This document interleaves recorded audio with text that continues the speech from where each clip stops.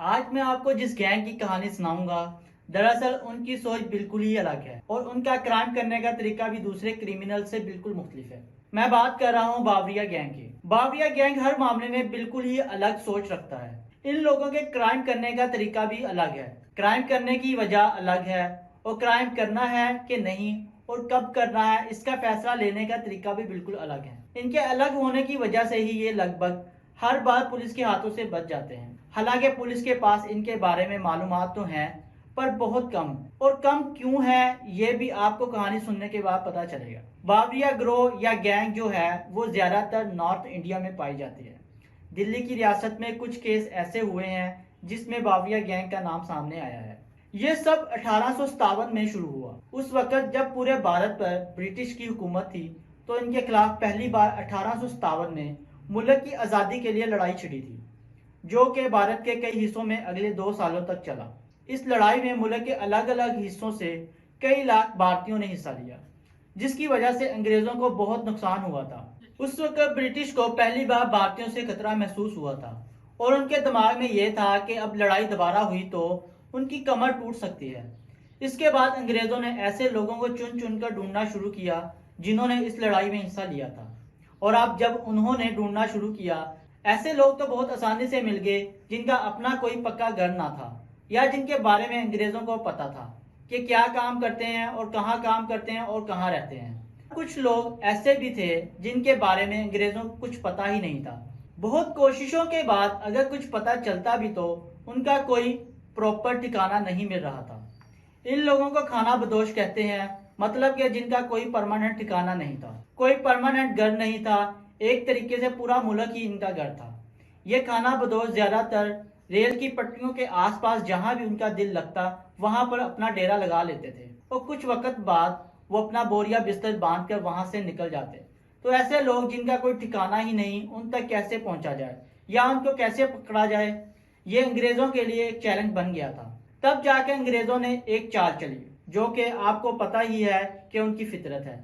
कुछ सालों बाद 1871 में उन्होंने एक कानून सीटीए यानी क्रिमिनल ट्राइब एक्ट बनाया और भारत में भी ऐसे खाना बदोश थे, उन्हें एक क्रिमिनल कैटेगरी में डाल दिया। और इन्हीं खाना बदोशों में से एक लोग थे, वो थे बावरिया। अंग्रेजों का जब दिल करता उन्हें उठा लेते और उन्हें जेल में डाल देते, उनके ऊपर जुल्म करते, जिसकी वजह से ये पूरे मुल्क में छुप कर रहने लगे।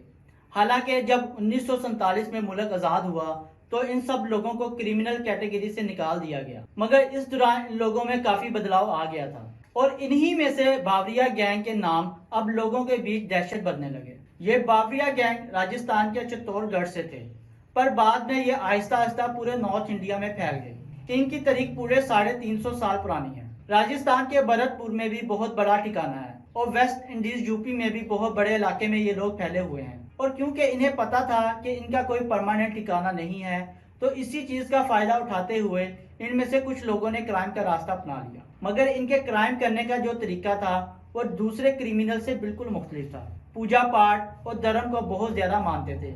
वैसे भी ये लोग इनका जब दिल करता तब क्राइम करते हैं, पर दिवाली के आसपास ये गैंग जरूर कोई ना कोई क्राइम करता है। इन लोगों को कब क्राइम करना है और कब नहीं, इसका फैसला भी ये लोग बड़े अजीब तरीके से करते हैं। सिर्फ एक बकरी की चाल से ही इन्हें पता लग जाता है कि कब क्राइम करना इनके लिए सेफ है। इससे पहले ये अपनी देवी की पूजा करते हैं और मंदिर के सामने एक बकरी ले जाते हैं और इसे वहां ले जाकर खोल देते हैं।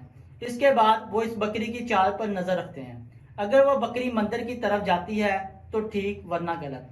इनका मानना है कि अगर वो बकरी मंदिर की तरफ जाएगी तो देवी का आशीर्वाद उनके साथ है, मगर मंदिर के अलावा अगर वो बकरी किसी और तरफ गई तो वो क्राइम करने के लिए नहीं जाते और वो अगले दिन का इंतजार करते हैं। अगले दिन फिर वही सब किया जाता है और अगर बकरी मंदिर की तरफ बढ़ती है तो उन्हें लगता है कि उनके ऊपर देवी का आशीर्वाद है और वो अपना क्राइम करने जा सकते हैं। फिर वो उसी बकरी को देवी के लिए मार देते हैं और जब तक वो बकरी मंदिर की तरफ ना जाए तब तक वो किसी भी क्राइम को अंजाम नहीं देते। बकरी को मारने के बाद बावरिया गैंग के सारे मर्द बाहर क्राइम करने के लिए निकल जाते हैं और इस दौरान सारी औरतें घरों में ही रहती हैं। ये एक बार में कई सारे लोग बहुत सारे ग्रुप्स बनाकर एक साथ क्राइम करने के लिए निकलते हैं और ये लोग इवन नंबर में यानी 2, 4, 6 नंबर्स के ग्रुप में ही निकलते हैं।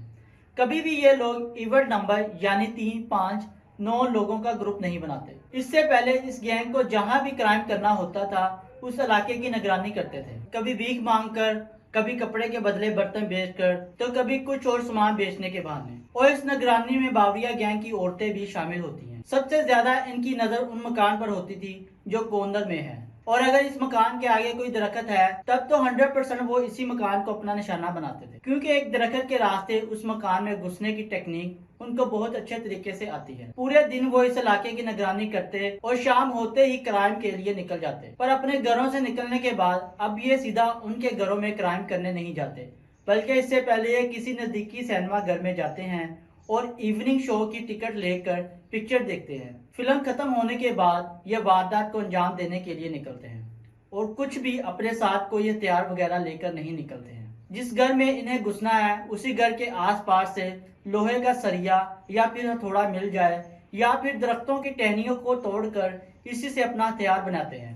फिर वहीं पर किसी सुनसान और अंधेरी जगह पर जाकर अपने सारे कपड़े उतारते हैं, बस एक लंगोट को छोड़कर, और अपने पूरे जिस्म पर तेल लगाते हैं। इनके तेल लगाने का मकसद ये था कि कोई भी इन्हें पकड़ने की कोशिश करे तो वो इनके हाथों से निकलकर आसानी से बच सके। इसके बाद ये चोरी के लिए घरों में घुसते हैं। उनका एक असूल और था कि सिर्फ पैसे और जेवर के अलावा कोई तीसरी चीज चोरी नहीं करते, चाहे घर में कितना भी महंगा सामान क्यों ना हो, इससे हाथ तक नहीं लगाते। मगर मान लीजिए अगर उस घर में 3 लोग हैं और उन्होंने डर से सारे पैसे और जेवर इन्हें दे दिए, तो ये शराफत से सारे पैसे वापस लेकर नहीं जाएंगे, बल्कि इन तीनों लोगों को जान से मार देंगे।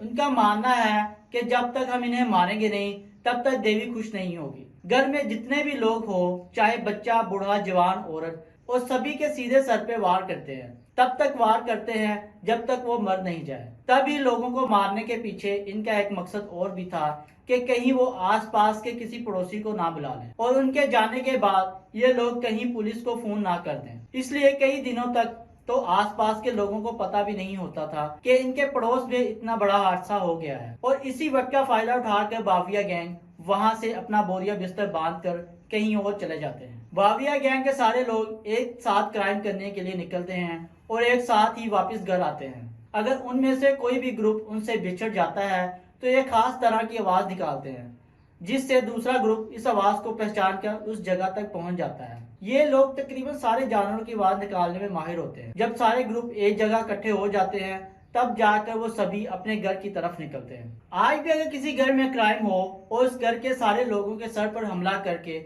मौत के घाट उतार दिया हो और सिर्फ पैसे और जेवर के अलावा कुछ भी गायब ना हुआ हो, तो पुलिस क्राइम ऑफ सीन को देखकर मान लेती है कि इस क्राइम के पीछे बावरिया गैंग का हाथ है। तो ये थी बावरिया गैंग की पूरी कहानी। मुझे उम्मीद है कि आप लोगों को बावरिया गैंग की कहानी पसंद आई होगी। अगर आप लोगों को ये कहानी पसंद आई तो लाइक और कमेंट करके बताएं कि आपको ये कहानी कैसी लगी।